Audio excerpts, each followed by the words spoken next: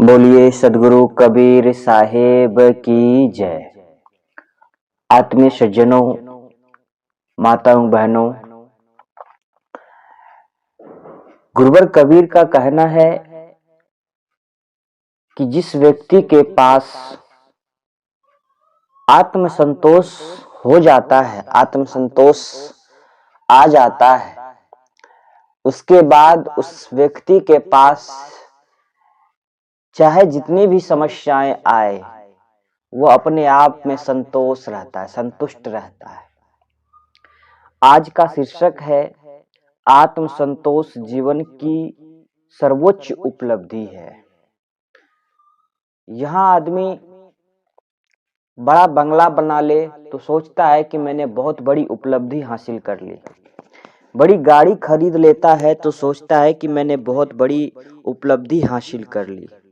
कोई बड़े पद पर स्थापित हो जाता है तो उसे लगता है कि ये मैं बहुत बड़ी उपलब्धि हासिल कर ली, लेकिन वह इस बात से अनजान है कि ये पद एक दिन छीना चला जाएगा, ये मकान एक दिन ढह जाएगा, ये गाड़ी एक दिन बिक जाएगी।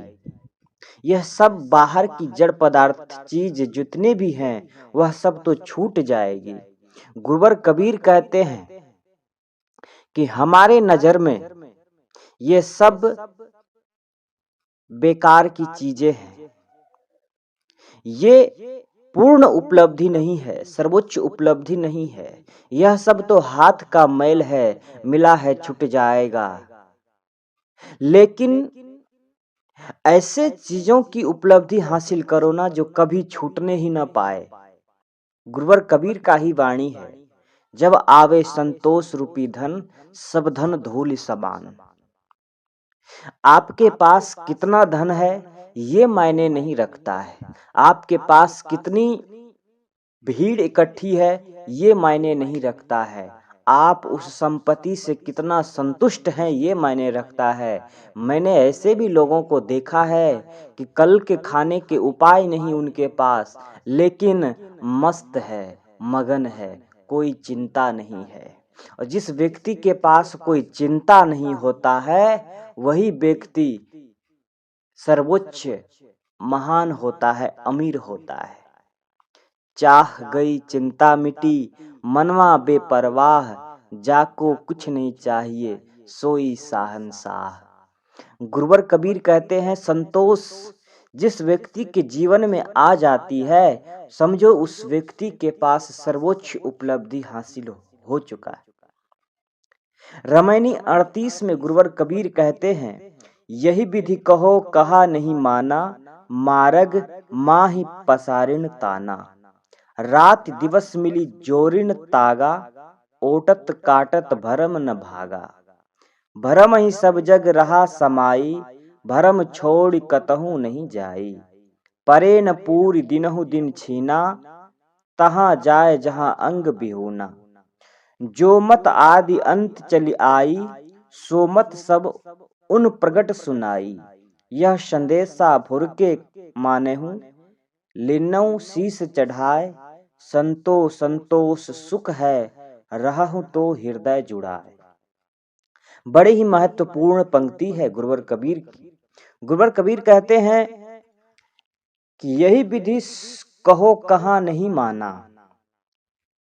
जब गुरुवर कबीर सच्चे बात को बताते हैं तो गुरुवर कबीर के सच्चे बातों को मानने वाले कुछ ही लोग हैं जो गुरुवर कबीर की बातों को मानते हैं। 37वीं रामायणी का संदर्भ रखते हुए गुरुवर कहते हैं कि मैं इस प्रकार कहता हूं परंतु लोग कहा नहीं मानते और अपने कल्याण मार्ग में वाणी जाल का ताना फैलाकर उसी में उलझता चला जाता है, दिन रात उसी को रटता है। परंतु बारंबार उन्हीं बातों को दोहराते तथा वाद विवाद करते हुए भी इनके मन का अज्ञान नहीं दूर होता। संसार के सारे लोग भ्रम में डूबे हैं, कोई किसी प्रकार के भ्रम में डूबे हैं, कोई किसी प्रकार के डूबे हैं, किंतु डूबे सभी लोग हैं। ये भ्रांति को छोड़कर वास्तविकता में नहीं जाते हैं। नकली सामानों को छोड़कर ओरिजिनल सामान को नहीं यूज करते हैं, इसीलिए इनके मन में संतोष नहीं आता। ये दिन प्रतिदिन क्षीण एवं ज्ञानहीन होते चले जा रहे हैं और अंत में वहां पहुंचते हैं जहां शून्य है, अर्थात अंततः उपाय रहित दशा को पहुंच जाते हैं। जो भ्रांतिपूर्ण विचार पहले से आज तक फैलते हुए चले आए हैं, उन्हीं बातों को भ्रांत गुरु लोग विवेक पूर्वक लोगों को सुनाते हैं। सद्गुरु वाणी जाल की उलझनों को समझाने के लिए जुलाहे के ताने बाने आदि का रूपक देते हैं।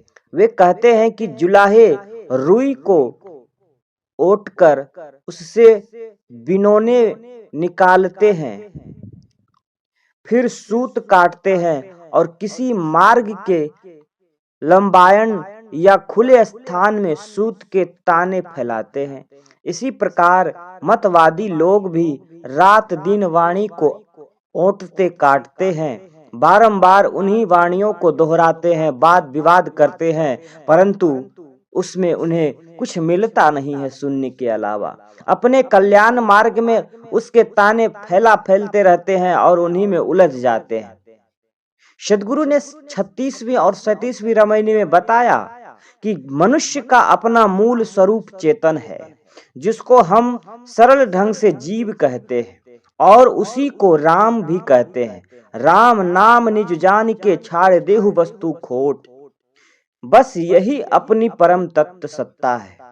यह जीव, यह अपनी चेतना, यह अपना राम स्वरूप आत्मा, यही अपना परम निधान, परम प्राप्तस्य परम परिस्थिति की भूमिका है।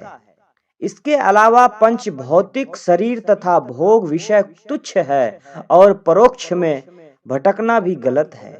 सद्गुरु कहते हैं कि इस प्रकार मैं अनुमान, कल्पना एवं कर्म कांड के सारे जालों को काटकर जीव के अपने स्वरूप की ओर सबको प्रेरित करता हूँ, परंतु लोग तो विषय भोगों में एवं नाना देवी देवताओं में उलझे पड़े हुए हैं। वे अपने निधान को अपने जीव एवं अपनी आत्मा से पृथक खोजते हैं।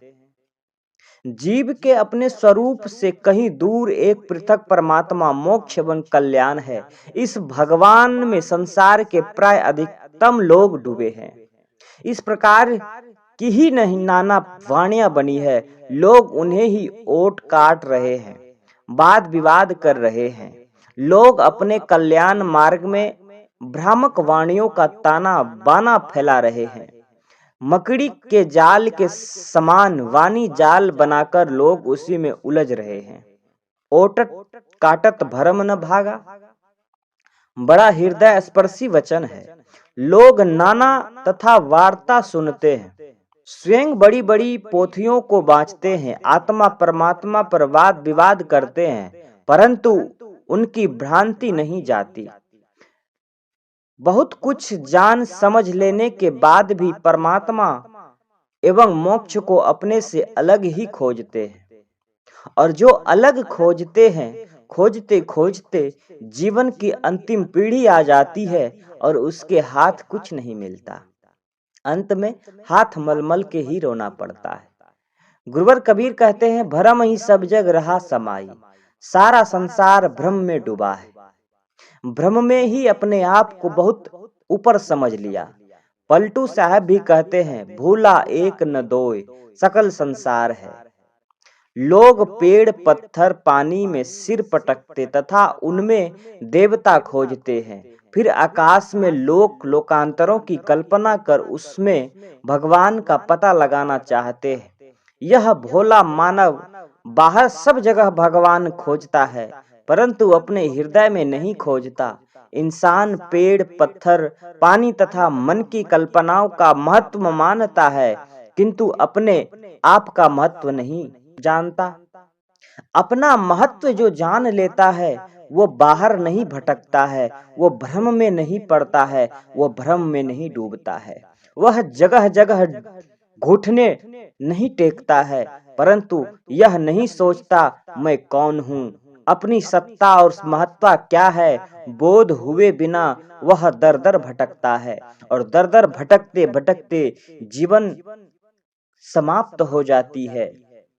इसीलिए परे न पूरी दिनहु दिन छीना, गुरुवर कबीर कहते हैं परे न पूरी दिनहु दिन छीना, मनुष्य को पूर्णता नहीं मिलती, वह संतुष्ट नहीं होता, वह आत्म काम अकाम निष्काम पूर्ण काम नहीं हो पाता। भला अपने जीव तत्व को, अपने चेतन स्वरूप एवं आत्माराम को छोड़कर कहाँ पूर्ण शांति, पूर्ण आनंद, परम तृप्ति एवं निरंतर संतोष मिलेगा।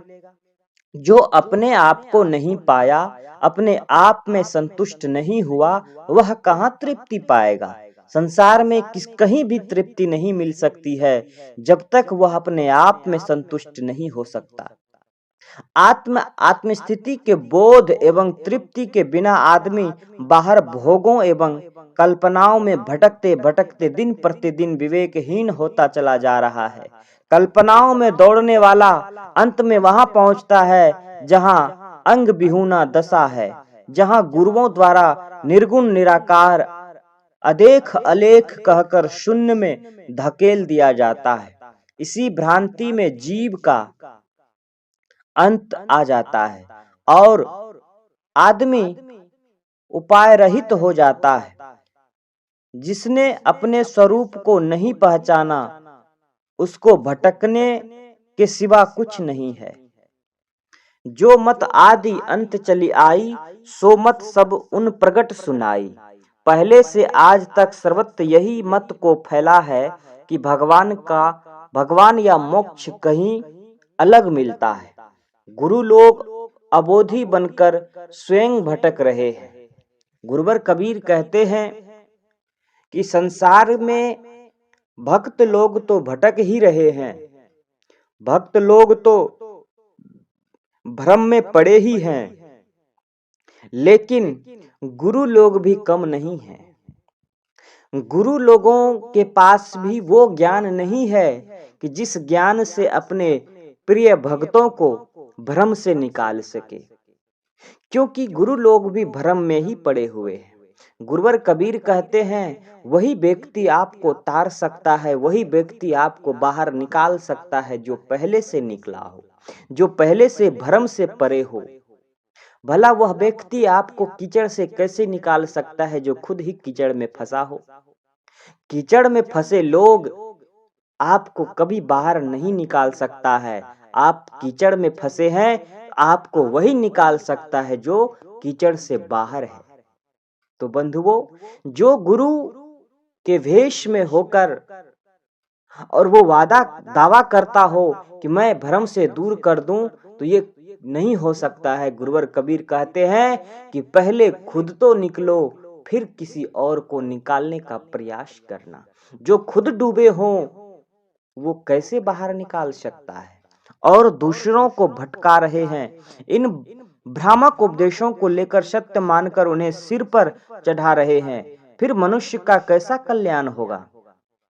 मनुष्य को कैसे कल्याण हो सकता है जब भक्त लोग अपने जीवन की डोर उन भ्रमित गुरुओं के हाथ में सौंप दे और कहेगा कि त्वेम माता च पिता त्वेम बंधु च सखा। हे गुरुदेव, आप ही हमारे जीवन के कर्ता धर्ता हो, आप ही चाहे जो करो, हमारे जीवन की नैया पार करो। तो भला कैसे कर सकता है? वह तो खुद ही उसमें डूबा हुआ है। संतोष सुख है, रहूं तो हृदय जुड़ाए। सदगुरु कहते हैं कि हे संतोष में सुख है। यदि तुम संतुष्ट हो जाओ तो तुम्हारा हृदय शीतल हो जाएगा। तुम मन को बाहर भटकाने वाली बातों को मत मानो, न भोगों में भटको और न मन की नाना कल्पनाओं में। सारी कल्पनाएं छोड़कर अपने स्वरूप में संतुष्ट हो जाओ। तुम्हारे आत्मा राम से पृथक न कहीं भगवान है और न कहीं मोक्ष। तुम अपने स्वरूप में संतुष्ट हो जाओ, फिर सदैव कृतार्थ रूप हो जाओगे। सदगुरु शाखी प्रकरण में कहते हैं, यदि तुम मुझे चाहते हो, मेरी बातों को मानते हो, तो सारी समस्याओं को छोड़कर मेरे समान निष्काम हो जाओ, बस सब सुख तुम्हारे पास उपस्थित हो जाएगा। महाराज श्री कृष्ण कहते हैं, जो व्यक्ति आत्मा में ही प्रेम करता है, आत्मा में ही तृप्त होता है, आत्मा में ही संतुष्ट होता है, उसको कुछ करना बाकी नहीं रहता। महात्मा बुद्ध कहते हैं, आत्मा ही आत्मा का स्वामी है तथा आत्मा ही आत्मा की गति है। इसीलिए अपनी आत्मा को संयमी बनावें, अपनी आत्मा में तृप्त हों। जैसे सुंदर घोड़े को बनिया अपने वश में करता है, यह जीवन का सर्वोच्च सूत्र याद रखो। संतोष संतोष सुख है, रहूं तो हृदय जुड़ाए।